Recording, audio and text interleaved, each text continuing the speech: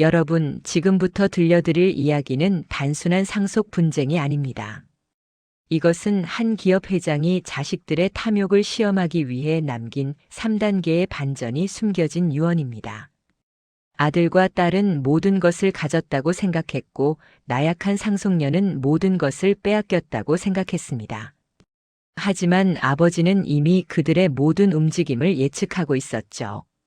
마지막 순간 변호사는 싸늘하게 미소 지으며 선언했습니다. 상속녀가 서명했던 그 종이가 자백서였다고 말이죠. 대성그룹 본사 50층 회장실. 오늘은 이대성 회장의 유언장이 공개되는 날입니다. 창업주의 서거 후 정확히 한 달이 지난 시점이었죠.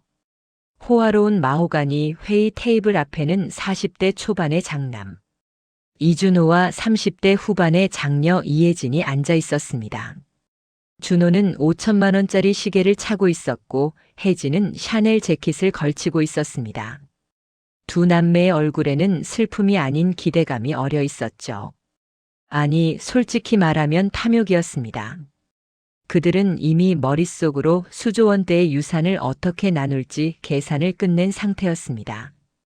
50대 중반의 김민재 변호사가 무표정한 얼굴로 서류를 펼쳤습니다. 그는 또박또박 읽기 시작했죠. 본인 이대성은 정신이 온전한 상태에서 다음과 같이 유언합니다. 첫째, 대성그룹 지주회사 지분 62%, 부동산 자산 일체, 현금 및 유가증권 약 3조 2천억 원 상당의 전 재산은 이민지에게 전액 상속합니다. 3초간의 침묵이 흘렀습니다. 시간이 멈춘 듯 했죠. 혜진의 얼굴이 얼어붙었습니다. 지금 뭐라고 하셨죠? 준호가 자리에서 벌떡 일어났습니다. 이민지가 누구죠? 이게 무슨 말도 안 되는 농담입니까? 김민재 변호사는 전혀 동요하지 않고 계속 읽었습니다. 둘째, 이준호와 이혜진에게는 별도의 상속 재산이 없음을 명시합니다. 혜진의 얼굴이 새하얗게 질렸습니다. 이럴 수가. 이건 말이 안 돼요. 준호의 얼굴이 분노로 붉게 달아올랐죠. 아버지의 평생 업적이 이름도 들어보지 못한 여자에게 전부 간다고요. 그는 주먹으로 책상을 쾅 내리쳤습니다. 변호사님, 이 유언은 조작입니다. 당장 법원에 소송을 제기하세요. 김민재는 여전히 냉정했습니다. 유언장에는 다음과 같은 문구도 있습니다. 이민지는 생전에 미처 밝히지 못했던 나의 가장 소중한 늦둥이 자식이다. 혜진이 비명에 가까운 목소리로 외쳤습니다. 늦둥이. 사생아라는 거예요. 준호는 냉소적으로 웃었습니다. 30년 넘게 곁에서 모신 자식들은 내팽개치고 어디서 굴러먹던 여자 하나 데려다가 전 재산을 준다. 김민재가 말했습니다. 이 유언장은 작년 3월 15일 제가 배석한 가운데 공증인 2명이 참관한 상태에서 회장님께서 직접 서명하셨습니다. 법적으로 완벽하게 효력이 있습니다. 이민지 씨는 일주일 후에 뵐 수 있도록 주선하겠습니다. 일주일 후 대성그룹 본사 회의실에서 준호와 혜진은 처음으로 이민지를 만났습니다. 민지는 20대 후반으로 보이는 여성이었습니다. 저렴한 원피스를 입고 화장기 없는 창백한 얼굴, 낡은 핸드백을 든 그녀는 겁에 질린 듯 불안한 눈빛을 하고 있었습니다. 화려한 회의실이 낯선 듯 잔뜩 위축되어 있었죠. 민지는 작은 목소리로 말했습니다. 저는 이민지입니다. 이렇게 뵙게 돼서. 혜진이 냉소적으로 웃었습니다. 반갑다는 인사는 생략하시죠. 당신이 정말 우리 아버지의 딸이라는 증거나 되세요. 민지는 떨리는 손으로 서류 봉투를 꺼냈습니다. 이게 어머니가 회장님과 주고받은 편지들이에요. 그리고 DNA 검사 결과도 있습니다. 준호가 서류를 낚아채듯 받아들었습니다. 편지라는 게 고작 몇 장. 그리고 DNA 검사는 누가 의뢰한 거죠? 이건 조작할 수도 있어요. 민지가 눈물을 글썽이며 말했습니다. 저희 어머니는 회장님께 평생 부담을 드리지 않으려고 하셨어요. 저를 혼자 키우시면서도 단 한 번도 도움을 요청하지 않으셨어요. 어머니는 작년에 돌아가셨는데 임종 직전에야 제게 모든 걸 말씀하셨어요. 혜진이 비웃으며 말했습니다. 그래서요? 당신 어머니가 무슨 성녀라도 되는 줄 알아요? 그냥 아버지한테 접근한 여자일 뿐이잖아요. 민지의 눈에서 눈물이 떨어졌습니다. 저는 그냥 아버지를 한 번이라도 만나고 싶었어요. 그런데 너무 늦었어요. 준호와 혜진은 서로를 바라보며 눈빛을 교환했습니다. 그들의 눈빛은 말하고 있었죠. 이 여자 만만하다. 법정 싸움? 필요 없어. 저 순진한 여자를 이용하면 돼. 그들의 탐욕은 이제 멈출 수 없는 폭주 기관차가 되었습니다. 그로부터 2주가 지났습니다. 준호와 혜진은 본격적으로 민지에게 접근하기 시작했습니다. 혜진은 마치 다정한 언니처럼 민지를 명품 매장으로 데려갔습니다. 민지야, 이제 넌 대성그룹의 상속녀야. 이렇게 초라하게 입고 다니면 안 돼. 이 에르메스 백 어때? 민지는 가격표를 보고 깜짝 놀랐습니다. 언니 이거 3천만 원이에요. 너무 비싸요. 혜진이 웃으며 말했습니다. 비싸긴. 너 이제 몇 조 원의 주인이야. 이 정도는 푼돈이지. 내가 사줄게. 선물이야. 민지는 난처해하면서도 혜진의 호의를 거절하지 못했습니다. 며칠 후에는 준호가 민지를 회사로 불렀습니다. 민지야, 회사 서류들 좀 보자. 내가 이해해야 할 것들이 많거든. 준호는 민지 앞에 수십 페이지의 복잡한 재무제표와 계약서들을 쌓아놓았습니다. 이게 지난 분기 실적 보고서고 이건 계열사 간 거래 내역이고. 민지의 얼굴은 점점 어두워졌습니다. 오빠 이게 다 무슨 말인지 하나도 모르겠어요. 너무 어려워요. 준호가 안타까운 척 한숨을 쉬었습니다. 그래, 너무 어렵지? 민지 너 혼자서는 정말 무리야. 이건 10년, 20년 경험이 있어야 이해할 수 있는 거거든. 민지는 점점 자신감을 잃어갔습니다. 내가 정말 이 회사를 운영할 수 있을까? 회장님은 왜 나한테 이런 무거운 짐을? 준호와 혜진의 전략은 착착 진행되고 있었습니다. 민지의 자존감을 무너뜨리고 그녀가 스스로 모든 것을 포기하게 만드는 것이었죠. 한 달이 지난 어느 날 준호가 민지를 조용한 카페로 불렀습니다. 민지야, 너 요즘 잠은 잘 자? 민지는 피곤한 표정으로 고개를 저었습니다. 밤마다 악몽을 꿔요. 제가 실수해서 회사가 망하는 꿈, 직원들이 다 실직하는 꿈을요. 준호가 민지의 손을 잡았습니다. 민지야, 너무 부담 갖지 마. 오빠가 해결책을 가져왔어. 그는 가방에서 두툼한 서류를 꺼냈습니다. 이건 유산관리 신탁계약이야. 쉽게 말하면 내가 가진 재산을 전문가들이 대신 관리해주는 거지. 민지가 서류를 들여다봤지만 법률 용어들은 너무 어려웠습니다. 오빠 이게 정확히 무슨 뜻이에요? 준호가 친절하게 설명했습니다. 간단해. 내가 상속받은 회사 지분이랑 부동산, 그런 것들의 운용 권한을 나랑 혜진이한테 맡기는 거야. 우리가 전문적으로 관리해서 가치를 높여줄게. 그럼 제 거는 어떻게 되는 거예요? 당연히 내 거지. 법적으로는 다 내 명이야. 다만 운용만 우리가 하는 거야. 나중에 내가 충분히 배우고 준비되면 다시 내가 직접 관리하면 돼. 민지는 여전히 불안한 표정이었습니다. 준호가 급하게 덧붙였습니다. 민지야, 솔직히 말할게. 지금 회사 이사들이 너를 탐탁지 않게 생각하고 있어. 검증되지 않은 상속녀한테 회사를 맡길 수 없다는 목소리가 커지고 있거든.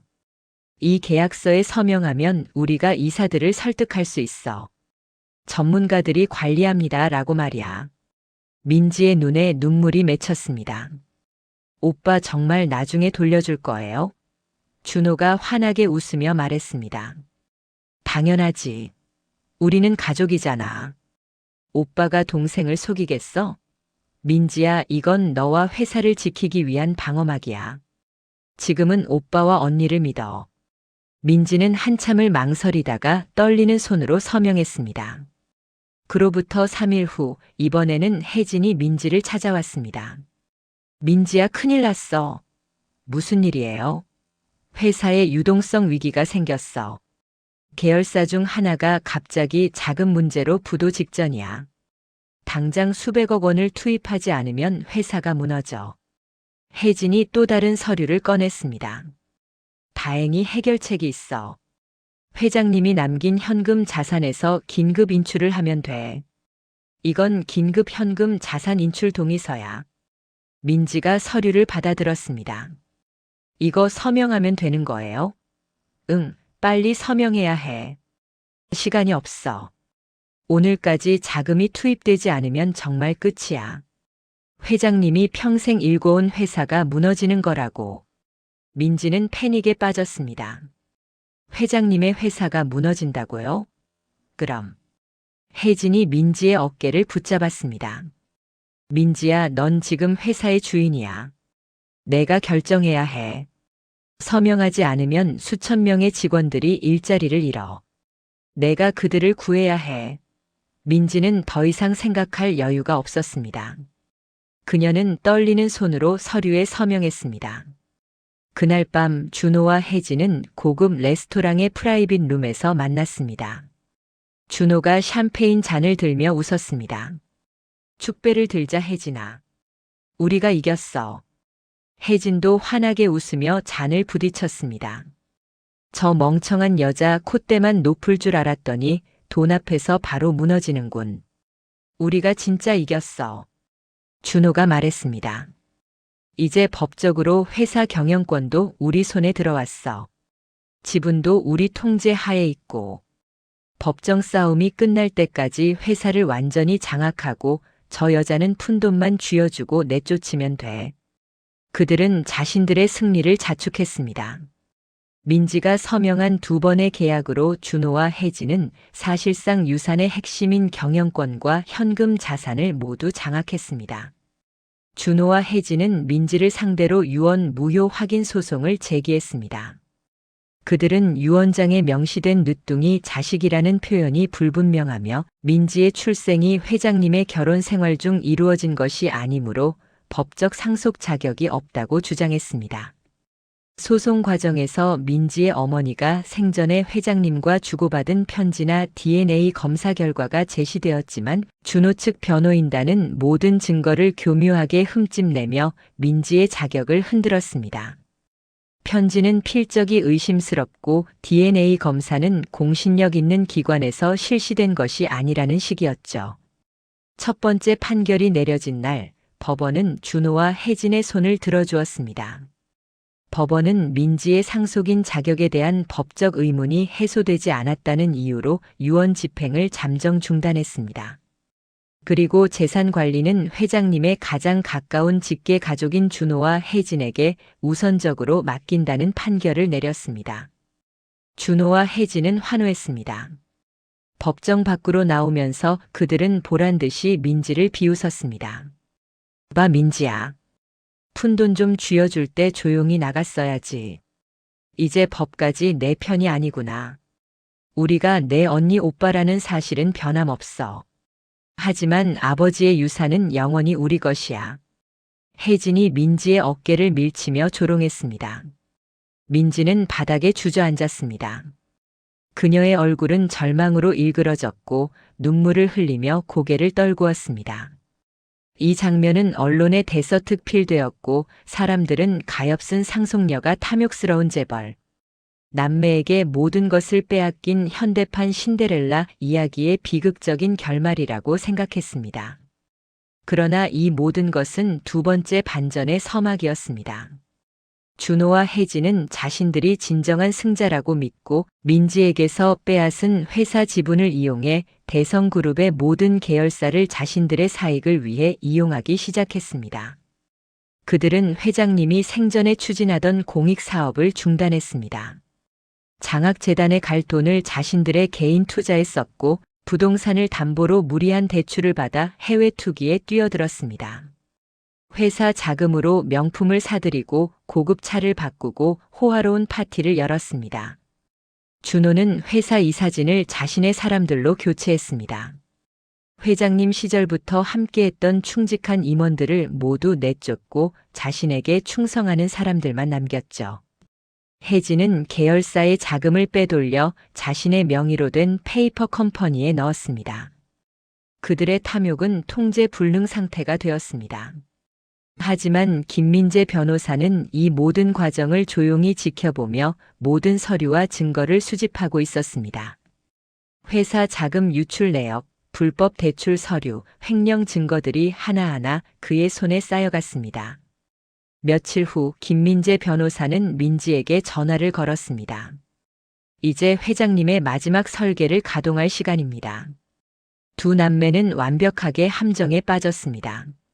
민지 씨는 약속대로 이제 원래의 자리로 돌아가시면 됩니다. 이 말과 함께 민지는 얼굴에 묻은 눈물 자국을 지우고 숨겨왔던 날카로운 미소를 지었습니다. 그녀는 나약한 상속녀가 아니었습니다. 그녀는 아버지 이대성 회장이 마지막으로 믿고 고용한 최고의 회계 법률 전문가이자 파산 전문 변호사였습니다. 그녀의 이름은 이민지가 맞았지만 그녀는 생전에 회장님과 철저히 이 연극을 준비했던 조력자였습니다. 모든 눈물, 모든 두려움, 모든 나약함은 연기였습니다. 준호와 혜진의 탐욕을 끌어내기 위한 완벽한 미끼였던 것이죠. 준호와 혜진은 대성그룹의 지분을 이용해 무리한 투자를 감행했고 결국 회사에 막대한 손실을 입혔습니다. 그들은 이 손실을 메우기 위해 회장님의 유산으로 상속받은 현금을 마구 사용했습니다. 그들이 가장 우쭐해하며 위험에 빠졌다고는 전혀 생각하지 않을 때 최종 법정 공방일이 다가왔습니다. 이번에는 재산 관리권이 아닌 두 남매가 회장님의 유산을 관리하는 과정에서의 위법성을 다루는 자리였습니다. 법정에 들어선 준호와 혜진은 여전히 오만했습니다. 그들은 나약한 민지가 법정 싸움에 지쳐 포기할 것이라 생각했죠. 하지만 이번 법정에 선 민지는 완전히 달랐습니다.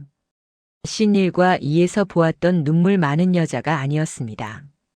그녀는 완벽하게 차려입은 정장 차림으로 김민재 변호사의 파트너석에 당당히 앉아 있었습니다. 그녀의 눈빛은 날카롭고 차갑게 빛났습니다. 김민재 변호사는 최후 변론 대신 민지를 소개했습니다. 존경하는 재판장님. 이제부터 증인 겸 공동 변호인인 이민지 변호사가 발언하겠습니다. 준호와 혜진은 경악하여 자리에서 벌떡 일어났습니다. 뭐? 변호사? 말도 안 돼. 저 여자는 사기꾼입니다. 준호가 소리쳤지만 재판장은 침묵을 요구했습니다. 민지는 냉철한 목소리로 준호와 혜진을 향해 선언했습니다. 두 분이 저에게 서명하게 했던 긴급 현금 자산 인출 동의서는 실제로는 배임 행위 자백 확인서였습니다. 회장님은 두 분이 재산을 장악하면 반드시 사익을 위해 회사를 파괴할 것이라 예측하셨습니다. 회장님은 유언장에 저를 상속인으로 지정하여 두 분의 탐욕을 극대화했고 제가 두 분에게 서명하게 한 모든 서류는 두 분의 배임과 횡령을 입증하는 증거 수집 장치였습니다. 첫 번째 계약서에 서명하는 순간부터 두 분의 모든 행동은 녹화되고 기록되었습니다. 민지는 자신이 상속받은 것이 재산이 아니라 두 남매의 탐욕스러운 위법 행위를 밝혀낼 임무였음을 밝혔습니다. 회장님은 자신의 죽음 후 두 자식이 회사를 망가뜨리는 것을 막기 위해 자신의 가장 강력한 무기인 탐욕을 미끼로 사용했던 것입니다. 그녀는 회장님이 생전에 남긴 진짜 유언을 공개했습니다. 진짜 유언에는 두 자식이 3년 안에 유산을 탐욕적으로 사용하거나 위법 행위를 저지를 경우 전 재산을 회장님이 설립한 공익재단에 귀속한다고 명시되어 있었습니다. 준호가 얼굴이 새하얗게 질린 채 소리쳤습니다. 이건 함정이야. 아버지가 우리를 함정에 빠뜨렸다고. 혜진은 주저앉으며 울부짖었습니다. 우리를 사랑하지 않으셨던 거예요? 우리는 그저 시험 대상이었던 거예요? 민지가 차갑게 대답했습니다. 회장님은 두 분을 사랑하셨습니다. 결국 준호와 혜진은 유산을 상속받기는커녕 회장님 유산 관리 과정에서 저지른 배임 및 횡령 혐의로 구속되었습니다. 그들이 탐냈던 수조 원대의 재산은 모두 공익재단으로 귀속되어 사회에 환원되었습니다. 이 모든 것은 나약한 상속녀가 아닌 회장님의 마지막 설계자였던 이민지 변호사의 치밀한 복수극이었습니다.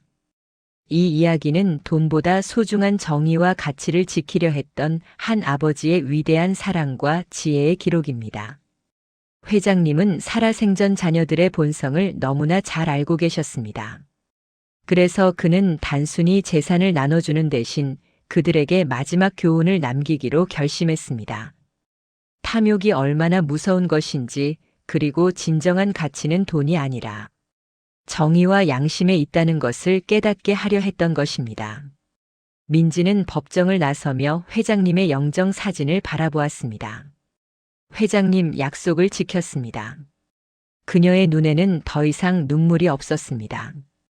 대신 당당함과 자부심이 가득했습니다. 그녀는 이제 더 이상 누군가의 그림자가 아니었습니다. 그녀는 정의를 실현한 진정한 법률가였습니다. 이 사건 이후 민지는 대성공익재단의 이사로 임명되어 회장님의 뜻을 이어가게 되었습니다.